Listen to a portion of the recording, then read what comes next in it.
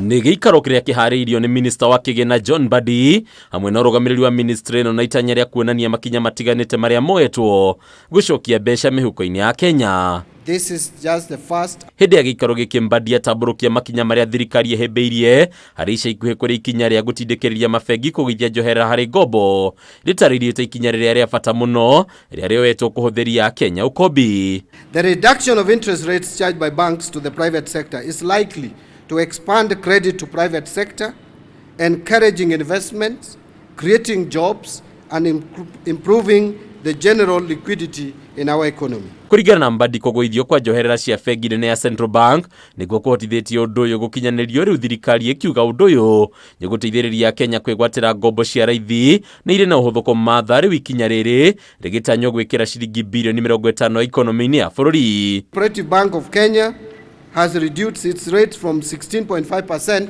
to 14.5%. Kenya Commercial Bank has reduced the rates from 15.6% to 14.6%. Equity from 17.3% to 14.3%, among others such as ABSA, NCBA, and many other commercial banks. Nĩguo gũtigĩrĩra mabengi nĩ metĩkĩra gũkombithia Kenya na matinekĩrĩra kũrutithania wĩra na thirikari, ministry ĩno nĩ yanĩrĩire kũnyihio kwa mũigana wa mbeca iria thirikari ĩkombaga kuma kũrĩ mabengi ma gũkũ bũrũri-inĩ kũhĩtũkĩra thũgũrĩ ya treasury bills, nĩguo mabengi metĩkĩre gwĩkĩrĩra kũrutithania wĩra na mũkenya wa kawaida. The 91-day treasury bill rates have declined to 9.11% in February 2025. In fact, for a very long time, the government papers have never traded at a single-digit percentage.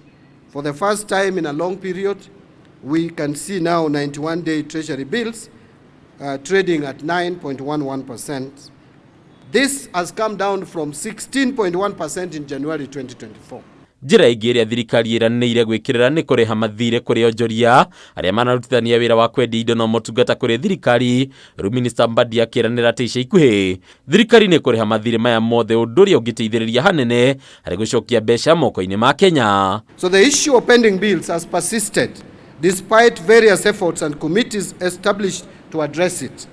The failure to settle these bills in a timely manner has significantly affected the financial stability of businesses, particularly micro, small and medium enterprises, and government image has also been hurt. O gĩikaro-inĩ gĩkĩ thirikari yoneka gũthiĩ na mbere na kwĩhũra gĩthũri ĩkĩonania atĩ nĩ ĩhũthĩirie mũkenya mĩikarĩre. Mwandĩki mũkaru rũhonge-inĩ rwa mĩbango ya ũtonga wa bũrũri James Mũhatia agĩtarĩria atĩ ona mathogora ma indo itiganĩte na mambĩrĩirie gũtirũka na gĩkĩro kĩnene. In January 2024, a kilogram of sugar was costing 209.55 shillings, but now it is at 161.34 cents. This is about a decline of 23%. Maize flour was at 175. This is average 175 shillings, but it's now at 161. Thank you very much. Handũ-inĩ ya Kameme TV, Thirikari Mbataro wa Mwangi.